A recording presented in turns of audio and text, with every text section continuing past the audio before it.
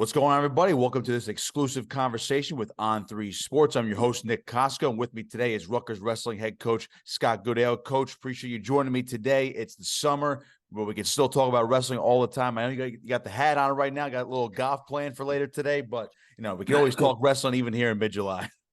Yeah, pretty fired up. Actually, the national tournament in Fargo, which I'm tracking from home, we got the staff out there now.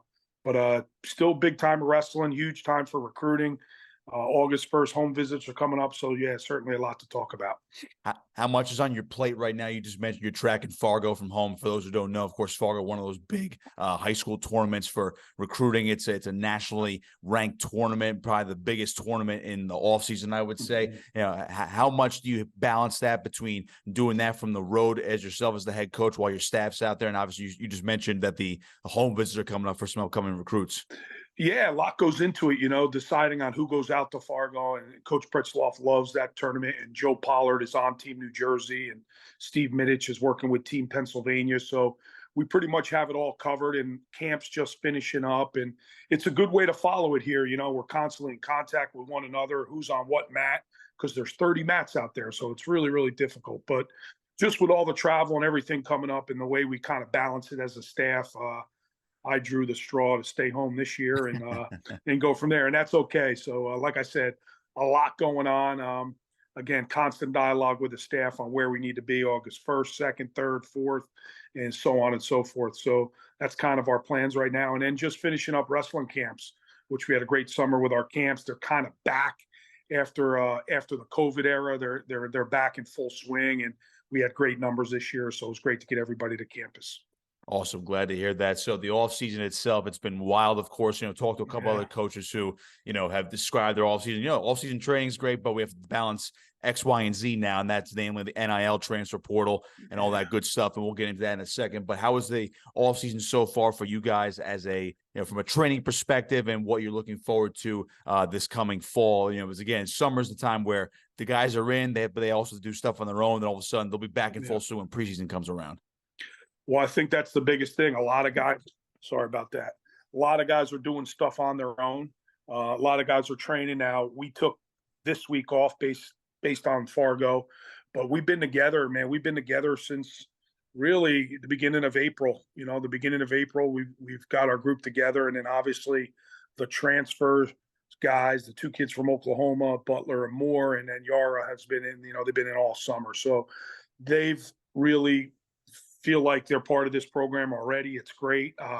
They're on the road working. They're doing their own clinics and getting used to the guys, the people from Jersey and the fans from Jersey. So they're getting accustomed to it. It's been great. And just a lot of work from really our whole team. It's been pretty consistent up and down the lineup. So that's all. We've always get great turnout based on our guys living in Jersey, but to get these guys that aren't Jersey guys to move here and train with us all summer has been awesome. So, I'm starting to wear a lot of different hats, as you can imagine, the NIL hat, the fundraising hat, obviously the Rutgers hat and the CEO hat and camps and all that. So a lot going on, but just to get a couple hours in the room with these guys has been a lot of fun, and certainly looking forward to this year. I think our team is really looking forward to this season. And maybe, I don't want to say, make a wrong right or whatever the case might be, or, but we're pretty fired up about this season, and we wanted to get here pretty quickly.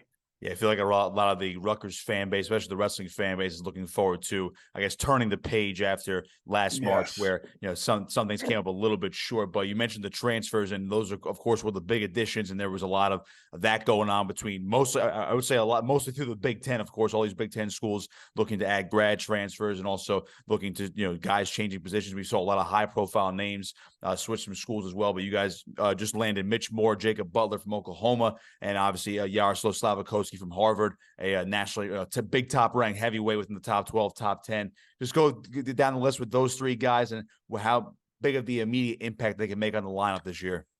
Yeah, I just think it was, listen, I'm sure we'll get into this transfer portal. It's the way of NCAA athletics right now. It is what it is. You either get with it or you fall behind. And we just felt like we needed to improve our program. That is my job, is to continue to elevate this program, improve this program so we can compete at a national level come March. And like you said, you put it, we fell short of what we wanted to do, and our fan base understands it, our administration understands it. It's important to them. So basically that's my job. And we went in and found guys that have big time goals and wanted to make changes in their wrestling. And, both Moore and Butler will drop weight classes to do this and to help us out. It allows us to hopefully, if all things work out, you never want to put a label, somebody's going to redshirt, but if all things work out with Joey Oliveri, we'll be able to redshirt him and let Mitch wrestle his 6th year and compete with Joe Fangaro, who's gotten a lot better. So I believe we've made the important gains.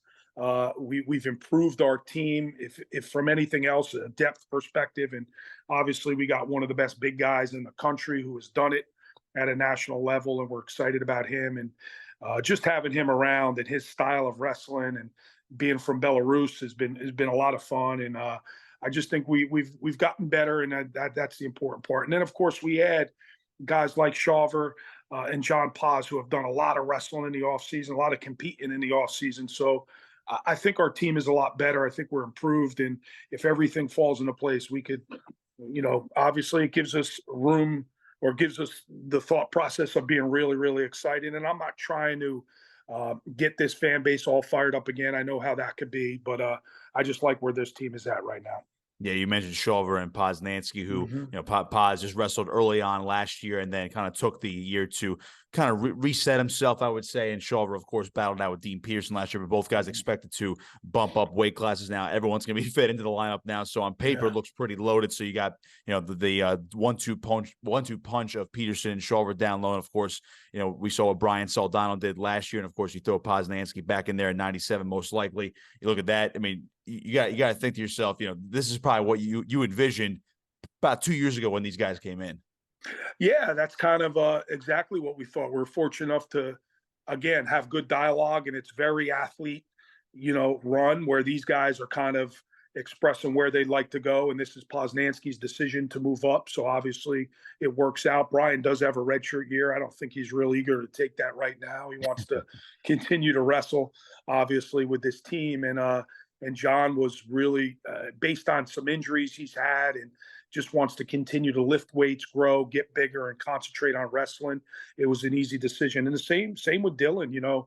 Part of that battle last year between the two was, and our reason maybe for going with Dean and talking with Dylan was, one, Dylan being hurt, but probably because of the weight, and that's probably for some of the injuries, because of his weight loss. So this is just a normal adjustment for him and moving up. He's been wrestling 61 kilos all summer long, and even going back to last year. So it certainly makes it easier when these guys want to do this. And again, bringing in Moore and Butler and Yara, those guys wanting to go down has certainly helped the lineup. Even guys like Tony White, Tony White wants to continue to get bigger. And he's really, really big right now. He weighs 180 pounds, and it's a good 180. It's not a sloppy 180. If there's a poster child for your program and what to do in the offseason, it would be Tony White. So he's plenty big enough, and that's where, right now on paper, if things, fall into place, he'll be the 165-pounder, and Andy Clark will be back at 157. So That's kind of the route we're going right now. And again, those guys have done a lot of good and spent some time at the OTC. So we feel like we're in a good spot, and I don't think anybody moving down or going up is going to be an issue as long as we do it right. Yeah, just about to ask about Tony White, because obviously he started coming on late last season, made the NCAAs out in Tulsa, but man, 180 is going to go down to 165, so he must be eating a lot of steak this offseason. We getting on John Poznansky's lifting program, I would say. He is. He lives in that weight room, and he's got a great relationship with Lorenzo Tomasello, our strength and conditioning coach, and just someone who builds his day around what his workout program looks like. And it consists of 5 lifts a week, and he's wrestling 3 or 4 times a week. And there's a lot of cardio involved. So I'm telling you, this is really, really good weight right now. And he wrestled at 74 kilos, U23s back in early June, I believe. So I don't think the weight will be an issue. But again, that remains to be seen. You never know.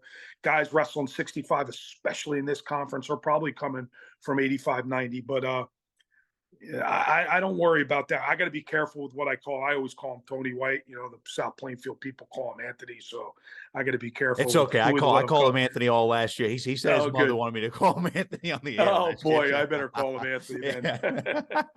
Last one on the lineup, Jackson Turley, of course, is back, and he's a guy that's been banged up the past couple of years, but he kind of turned it up last year a little bit too. Got back to NCAA, so kind of a bit of a revelation for him. You try to get back to his All-American ways. He's still solidified there, 174. How's he been doing this offseason? What's the latest with him?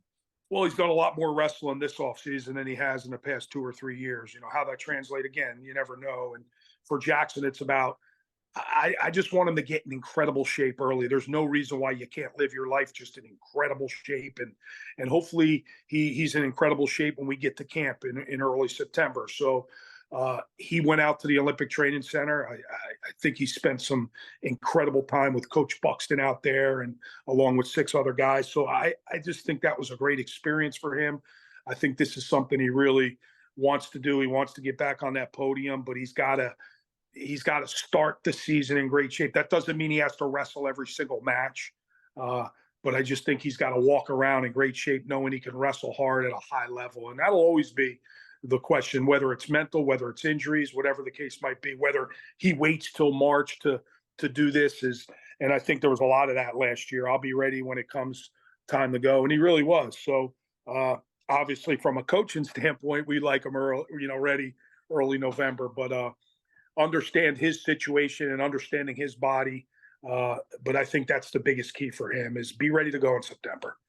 Before we dive into the nitty-gritty stuff of the off-the-mat stuff, your conference schedule just came out, home and away opponents this year. It's a nice conference schedule for Rutgers this year. Any update on the full schedule release that usually come around the end of August or September? Yeah, I think our schedule is pretty much fixed. I think right now it's about, for me, and this is, just an example, for me to say November 17th is locked in with Virginia Tech, I feel really good that's happening, because we blacked it out. But now we got to, you got to make sure Jersey Mike's is available with men's and women's basketball. So before we put out the whole schedule, all that stuff has got to be cleared with our home matches. And we're going to wrestle Princeton in early December. We're trying to do that at the Prudential Center with Rutgers basketball, but I don't believe Seton Hall will make that a neutral site. So we probably won't do that. So that'll be at Jersey Mike's around December 9th. And then shortly followed there by Buffalo. And then in January, we'll have a home duel with Ryder. And then obviously our Big Ten schedule. We'll start the year early November out in California, wrestling Cal Poly and Duke as just part of our first weekend. Bring some guys out there, travel out there. We are recruiting out there at a pretty high level. So we definitely want to get out on the West Coast and wrestle out there. So that'll be fun. I forget what, I think our senior night will end with Bloomsburg at home on like a Wednesday night in Jersey Mike's Arena. So I think it's a really good mixture. 9 home duels, which is a huge change from the 4 home duels. So the fans are going to be rushing to this and saying, thank goodness. Yeah. So hopefully they buy their season tickets again. So we're excited to pack that place again. And season tickets are doing great right now. And we just got to stay on it. I think once we release the full schedule with the dates, that'll even pick up even more. But that's my shout out to get your season tickets, and let's get back to making that home arena, the way it was. And I think we'll do that. Definitely a raucous environment out in New Jersey. So NIL and transfer portal stuff, of course, this is all the nitty gritty stuff that's been going on with college athletics, and college wrestling has been a very unique animal with it. Of course, everyone knows about football and basketball and the business with that, but wrestling's been very interesting because you saw a lot of movement this offseason. NIL is in an Olympic sport is definitely different from football and basketball, where some schools have less money, other schools have a lot more money. And of course, there are different deals being passed around. Of course, the COVID year with all sports, of course, push back everyone's eligibility, but wrestling seems like it's the sport where, I'll take that 6th or 7th year because I have the year to do it. And I can go to grad school. So how much of that did you have to deal with immediately after Tulsa and leading up to this point where you had to just maybe maintain a fine balance between, all right, we can do this. We don't want to do this for our program because we are recruiting at a high level. And obviously, the portal and NIL just go hand in hand with that stuff. Yeah, great question. And I've listened to a lot of your podcasts and your interviews, and this is a major subject, and people have different opinions on it. Fans have different opinions on it. Donors have different opinions on it. So I think first and foremost, your initial reaction is, let's go get the best guys. We got to improve our team. And you do it through the portal, but then there's obviously conversations with NIL money and things like that. And then it goes from that to turning into retaining your athletes, other universities poaching your athletes. And that's really where it became serious for us, was trying to retain the guys in our program. And believe it or not, well, I'm sure you can believe it, but our guys were being poached. Some big names in our program were being poached by other universities. And that was always a no-no for me. And that was always something that really has bothered me and continues to this day to bother me, but it happened. And so the biggest thing for us was retaining our athletes and using our collective at Rutgers University to work with our student athletes to make sure we were able to take care of them, to keep them from hopefully entering the transfer portal. So, and then it becomes a huge fundraising effort if we're going to be in the game. And I think we are. I think Rutgers wrestling is one of 5 or 6 teams in Division I wrestling that are in a conversation when it gets to this, and not everybody can say that. So we've set ourselves up. We've worked our tail off to be able to do it, and to reach out to some major donors and business people and talk about our fundraising efforts, whether it's from the regional training center to NIL and what this is doing, and working with the people from our collective on what the landscape of college wrestling is starting to become like. We get it. It's not football and it's not basketball. And I thank God for that every single day. I couldn't even imagine I know what Coach Peichel is going through, and I can imagine what Coach Shiano's going through, but and I hear those stories from Pikes, and yeah, I don't want to go down that road. I hope it never gets to that point for sure, but it's certainly going down to stay competitive and to retain your athletes. It's going down that road a little bit. So it's become a major.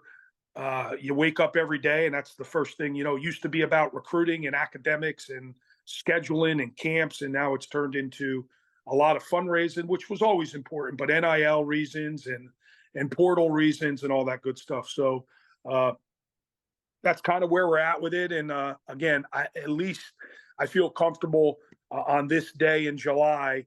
I think it's July 18th, whatever the case might be. But I feel on this day in July, at least we're in the conversation when it comes to those talks with money. It's trickling down to recruits.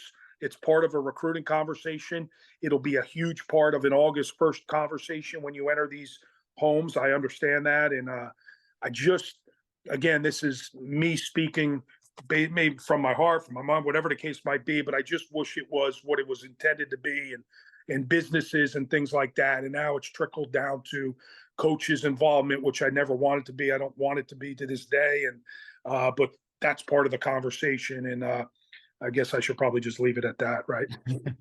It keeps going, and it should keep evolving, of course, as we move on. So some other changes to the sport, of course, the big rule changes. Now it's a 3-point takedown. There's obviously now the 3-point near fall. They've modified the stalling rules a little bit, but the biggest thing is the 3-point takedown. That's the biggest change to the sport this coming season. Your take on that? I've heard guys that don't like it. I heard guys that do like it. Some are indifferent about it because it's not really going to change the scoring based on the math, and you really can't argue with math. But what do you make of the couple rule changes, especially that big one, the 3-point takedown coming this fall?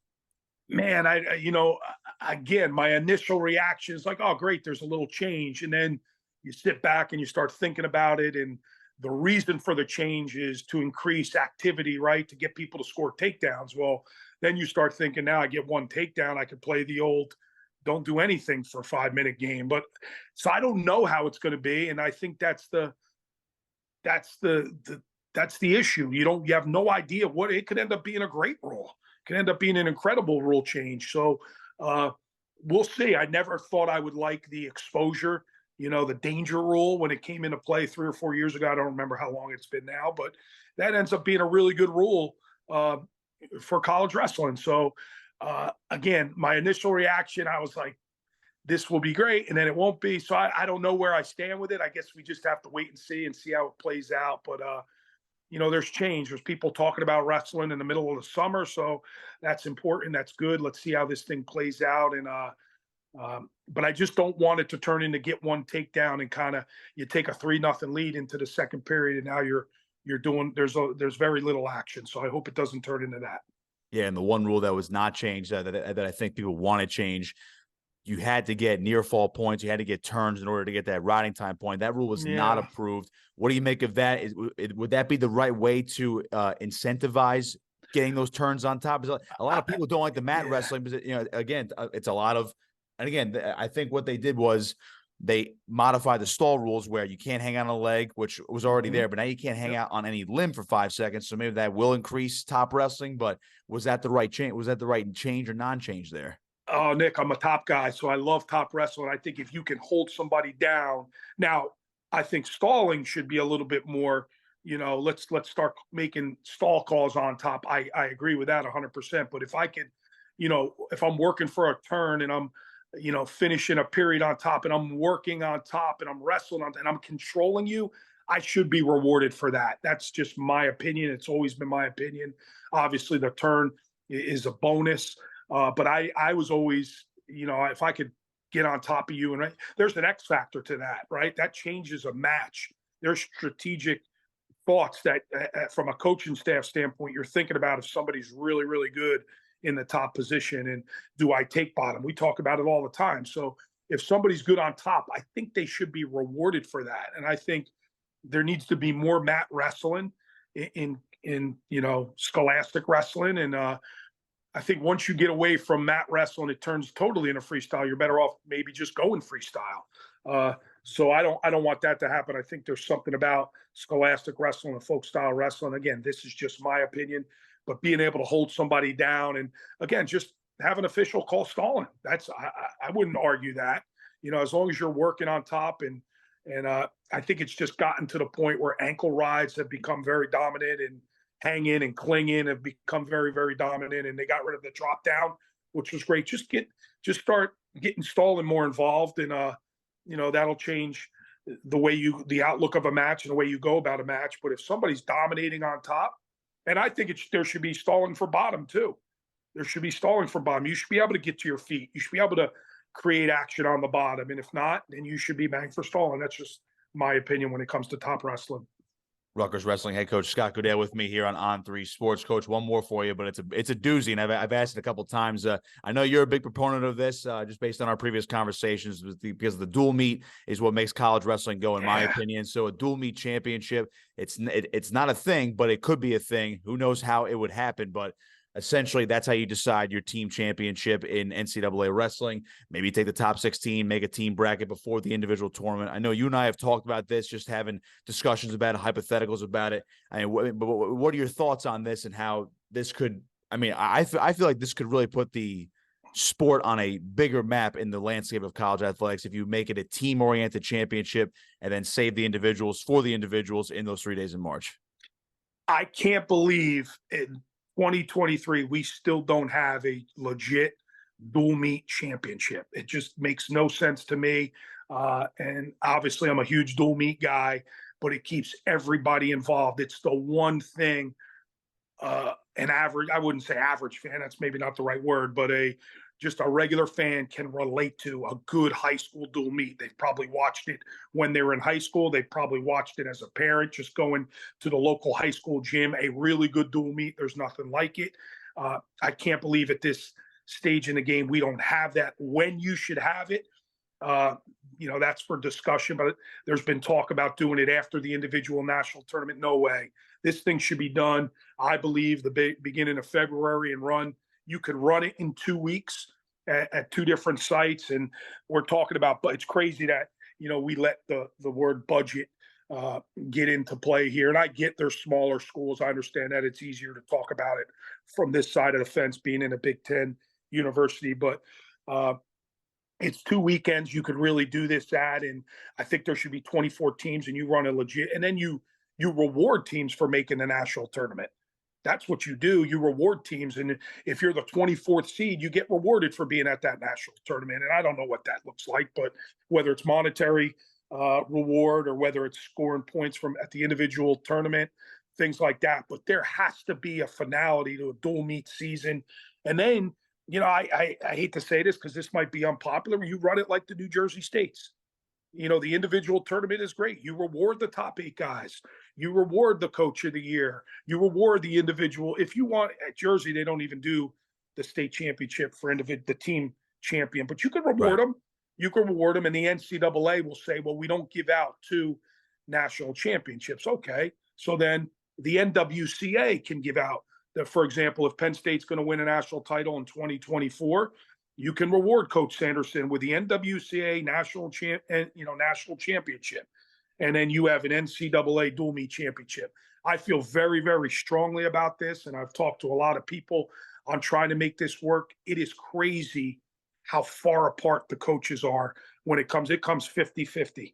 It becomes 50-50. So I believe every conference should be represented, and then it should be the top 24 teams in the country should be represented in making a dual meet champion. But how exciting would that be? And maybe the team that won the individual national championship every year isn't the dual meet national champ. Right. Maybe there's something to be said for that. And that just creates so much more excitement. It'll put wrestling on such a bigger stage. And I can't believe everybody says, well, don't fix what I get. The individual tournament isn't broke. I get that. But there's no reason why eyeballs can't be on a dual national. I could talk about this, Nick, forever. So, I know. I can only imagine, NCAA quarterfinals, hosted at Rutgers, hosted at Penn State or Michigan or Iowa. Then all of a sudden you have a semifinal, a final at a neutral site. You throw it in the most random location in the country that'll bring eyeballs. Throw it in Florida, throw it in Texas.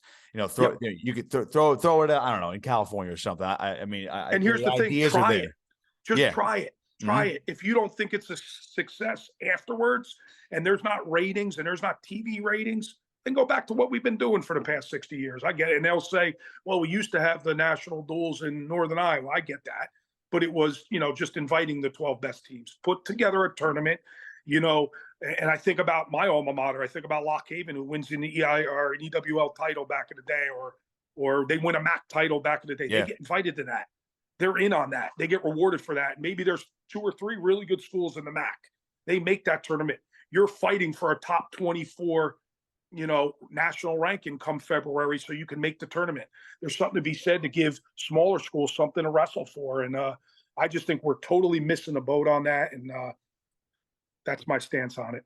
Yeah, right. Just like basketball, the small schools can make the run in the NCAA tournament. Football is going to expand next year to a 12-team playoff. So I think it's there to be made, and hopefully it does get done, hopefully down the line. Coach, appreciate the time as always. Thank you for joining me this morning. Hit them straight today. I'm sure you'll be hitting in the 70s today. I can't break 100 yet, so I'm still working towards that. I don't want our fans to think all I do is golf. I really don't. I golf. No, these are important business meetings. Believe me. Very important business. We're building our program on the golf course. That's for sure. That's why I don't do any business meetings on the golf course. So I'll be like, you know what? We're going to be out for 5 hours. Let's just go get lunch or something. Well, listen, if I'm not going to get an NIL deal out of these guys, I'm going to get $20 gas money. I can guarantee you that. I love to hear it. Head coach Scott Goodale, Rutgers Wrestling, with me on On3 Sports. Coach, appreciate the time as always. All right, Nick. You're the man. Thanks, buddy.